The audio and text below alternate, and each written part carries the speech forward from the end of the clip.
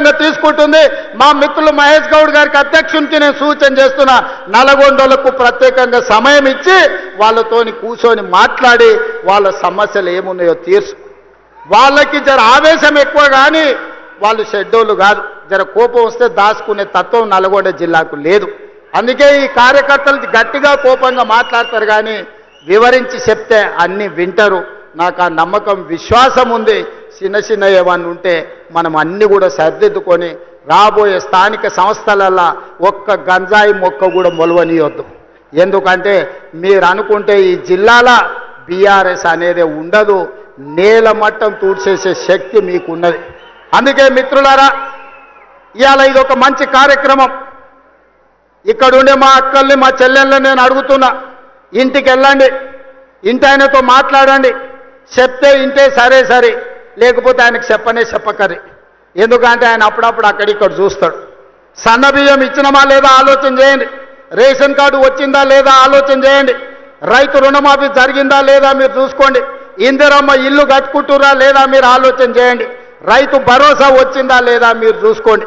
గ్రామానికి మంచినీళ్ళు వచ్చినాయా లేదా మీరు చూసుకోండి. మీ అన్న, మీ సోదరుడు, మీ తమ్ముడు, మీ రేవంత్ అన్న ఎప్పుడు వచ్చినా మిమ్మల్ని కలుస్తున్నాడా లేదా చూడండి. ఆ ఏళ్ళ ముఖ్యమంత్రి ఎట్లుండే, ఇవాళ మీ అన్ననో మీ తమ్ముడో ఎట్లున్నాడో ఒక్కసారి ఆలోచన చెయ్యండి. అందుకే ఇవాళ ఎవరు ఎట్లున్నా 10 ఏళ్ళు మనం ఉంటాం. నేను ఈ వేదిక మీద నుంచి ఒక్క మాట స్పష్టంగా చెప్పదలుచుకున్నా. ఆశపడుతున్న వాళ్ళకు ఒంటె పెదాలంట ఊగులాడుకుంటూ ఉంటాయి, కింద నక్క కూర్చొని ఎదురు చూస్తుందంట ఒంటె పదాలు రాళ్ళు పడితే ఎత్తుకొని ఉరుకుదామని. ఇవాళ బీఆర్ఎస్ వాళ్ళు కూడా గట్లనే ఇంకొస్తుంది మాకు అధికారం అని వాళ్ళు ఆలోచన చేస్తారు. 94 నుంచి 2004 2 సార్లు టీడీపీ అధికారంలో ఉంది. 2004 నుంచి 2014 వరకు 2 సార్లు కాంగ్రెస్ పార్టీ వైఎస్ రాజశేఖర రెడ్డి నాయకత్వంలో అధికారంలో ఉంది. 2014 నుంచి 2024 వరకు చంద్రశేఖరరావు అధికారంలో ఉన్నాడు. 2024 నుంచి 2034 వరకు కాంగ్రెస్ పార్టీ కార్యకర్తల అధికారంలో ఉంటారు. 10 ఏళ్ళు తెలంగాణ గడ్డ మీద కాంగ్రెస్ జెండా రేపరేపలాడుతూనే ఉంటుంది. 2035కు తెలంగాణ ఆదాయాన్ని $1 ట్రిలియన్ ఎకానమీగా మార్చి ప్రపంచంతోనే పోటీ పడే విధంగా తెలంగాణ రాష్ట్రాన్ని తీర్చిదిద్దుతాం. శాతనైతే మామొస్తాడో, అల్లుడొస్తాడో, బామార్దొస్తాడో, బిడ్డొస్తాడో, మొత్తం కట్టగట్టుకొని జాతంతో వస్తుందో రాపో బిడ్డ మా కాంగ్రెస్ పార్టీ కార్యకర్తలు చూసుకుంటారు. మీరందరూ ఒక పక్కన నిలబడండి, మా కాంగ్రెస్ పార్టీ కార్యకర్తలు ఇంకొక పక్కన నిలబడతారు. 10 ఏళ్ళు ఎవడు వచ్చినా, ఎవడు ఏడ్చినా, ఎవడన్నా పోయి బాయిలో దుంకి సచ్చినా ఇందిరమ్మ రాజ్యమే ఉంటుంది, రైతు రాజ్యం ఉంటుంది. వ్యవసాయం దండుగ కాదు, వ్యవసాయాన్ని పండుగ చేసి ప్రతి కాంగ్రెస్ పార్టీ కార్యకర్తను వాళ్ళ జీవితాన్ని ప్రజలకు అంకితం చేసే విధంగా మన పరిపాలన ఉంటుంది. తెలంగాణ మోడల్ ఇవాళ ఎస్సీ ఉపకులాల వర్గీకరణ భారతదేశంలోనే అమలు చేసిన ఏకైక రాష్ట్రం తెలంగాణ రాష్ట్రం. అదేవిధంగా 1931లో బ్రిటిష్ వాళ్ళు కులగణన చేస్తే 100 ఏళ్ల తర్వాత భారతదేశంలో మొట్టమొదటి రాష్ట్రం తెలంగాణ రాష్ట్రం.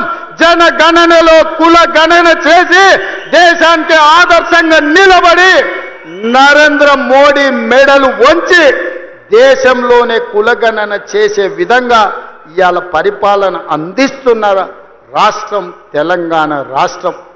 ఇదే కాదు, రేపు జరగబోయే స్థానిక సంస్థలల్లా 42% బలహీన వర్గాలకు రిజర్వేషన్లు ఇస్తామని మా నాయకుడు రాహుల్ గాంధీ చెప్పిండు.